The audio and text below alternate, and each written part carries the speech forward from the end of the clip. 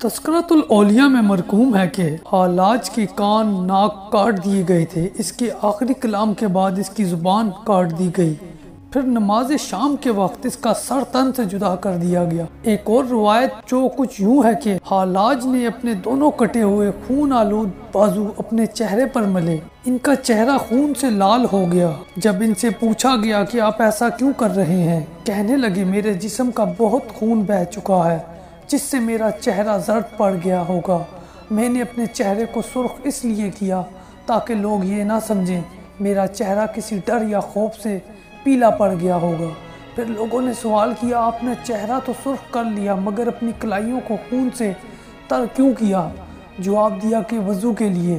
عشق میں 2 رکعت کی نماز ہے جس کا وضو صرف خون سے ہی ہوتا ہے۔ جب منصور کے ہاتھ پاؤں بازو کاٹے جا چکے تھے اور آنکھیں نکال دی گئی تھی، جلاد نے ان کی زبان کاٹنے کے لیے اپنا ہاتھ بڑھایا تو منصور نے کہا ٹھہر میں ایک بات کہہ لوں، پھر آسمان کی طرف منہ اٹھا کے بولے یا الہی اس تکلیف پر جو مجھ پر تیرے لیے روا رکھے ہیں انہیں محروم نہ رکھنا، میں تیرے دیدار کے لیے آ رہا ہوں۔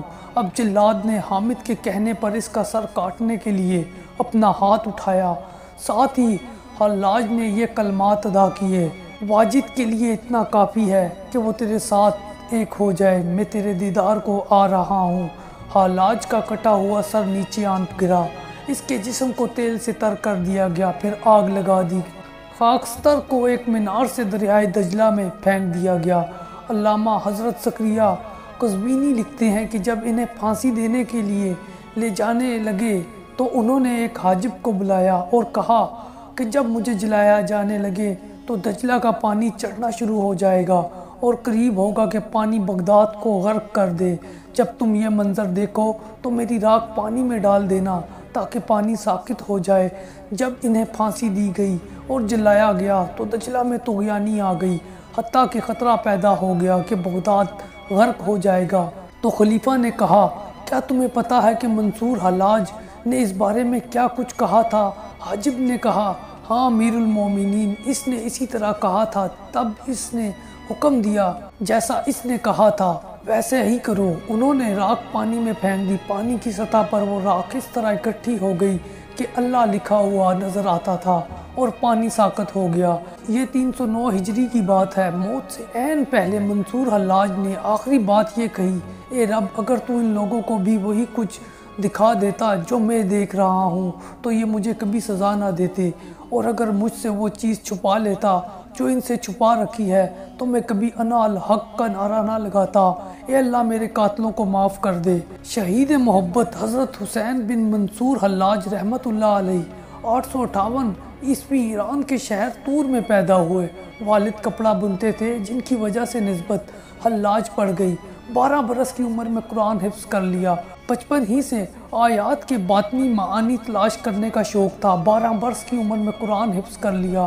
874 عیسوی 16 برس کی عمر میں تعلیم مکمل کر لی جس میں صرف و نحو، قرآن اور تفسیر شامل تھے، اور تسترا چلے گئے جہاں سہل التستری کے حلقہ اردات میں شمولیت اختیار کر لی جن کی تعلیمات نے ان کی زندگی پر گہرے اثرات مرتب کیے۔ 876 عیسوی اس زمانے کے تصوف کے اہم مرکز بصرہ چلے گئے اور وہاں عمرو المکی کے سلسلہ طریقت میں شامل ہو گئے۔ 878 عیسوی ابو ایوب العقا کی بیٹی سے شادی کر لی۔ بعد میں عمرو المکی ان کا مخالف ہو گیا۔ کچھ عرصے بعد بغداد چلے گئے جہاں ان کی مشہور صوفی بزرگ جنید بغدادی سے بھی ملاقات ہوئی۔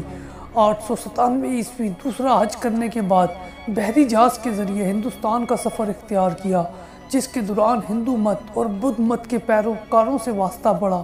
ہندوستان میں انہوں نے ملتان اور منصورہ کا سفر کیا۔ بغداد واپسی پر جادو، سوترازی اور جنات سے رابطے کے الزامات لگے۔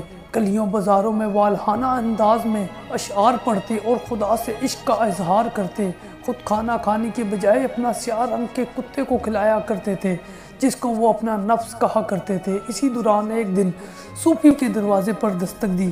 جب شبلی نے پوچھا کون ہے تو جواب میں یہ مشہور فقرہ کہا، انا الحق۔ 913 عیسوی کو گرفتار کر لیا گیا اور 9 برس تک نظر بند رکھا گیا۔ نظر بندی کے دوران کتاب التواسین مکمل کی۔ آخر بارسوخ وزیر حامد العباس کی اعماء پر مقدمہ چلایا گیا۔ قاضی ابو عمر ابن یوسف نے حکم نامہ جاری کر دیا کہ تمہارا خون بہانا جائز ہے۔ 25 مارچ 922 عیسوی کی رات کو قید خانے میں ابن خفیف آ کر ملے۔ پوچھا عشق کیا ہے؟ حلاج نے جواب دیا کل خود دیکھ لینا۔ 26 مارچ 922 عیسوی پہلے ان کو سولی دی گئی، پھر ان کے ہاتھ کاٹے گئے، پھر پیر کاٹے گئے اور آخر میں سر قلم کر دیا گیا۔ اس کے بعد ان کی لاش پر تیل چھڑک کر آگ لگا دی گئی اور راکھ دریائے دجلہ میں بہا دی گئی۔ چڑھا منصور سولی پر، جو واقف تھا وہی دلبر، ارے ملا جنازہ پڑھ میں جانوں میرا خدا جانے۔ جب منصور رحمت اللہ علیہ کی نگاہ حق بھی نے اس کی حقیقت کو پہچان لیا، اللہ تعالیٰ کی ذات کے سوا ہر شے باطل ہے اور ذات الہی ہی حق ہے، وہ تو اپنے نام تک کو بھول گئے۔ لہٰذا جب ان سے سوال کیا گیا کہ تمہارا نام کیا ہے تو جواب دیا میں حق ہوں۔ منتہا میں ہے کہ محبت کا صدق 3 چیزوں میں ظاہر ہوتا ہے۔ محب محبوب کی باتوں کو سب کی باتوں سے اچھا سمجھتا ہے، اس کی مجلس کو تمام مجالس سے بہتر سمجھتا ہے اور اس کی رضا کو اوروں کی رضا پر ترجیح دیتا ہے۔ کہتے ہیں کہ عشق کے پردہ داری کرنے والا اور رازوں کو افشا کرنے والا وہ وجد ذکر کی شیرنی کے وقت روح کا غلبہ شوق کا بار اٹھانے سے عاجز ہو جاتا ہے، یہاں تک کہ اگر وجد کی حالت میں انسان کا کوئی عضو بھی کاٹ دیا جائے تو اسے محسوس تک نہیں ہوتا۔ مولانا رومی رحمت اللہ علیہ کہتے ہیں جو دنیا کو پہچان لے گا وہ زاہد ہو جائے گا اور جو اللہ تعالیٰ کو پہچان لے گا وہ اللہ تعالیٰ کی رضا و خوشنودی کو ہر چیز پر مقدم رکھے گا، اور جو اپنے ہی کو نہ پہچانے گا وہ تو زبردست غرور اور دھوکے میں مبتلا رہے گا۔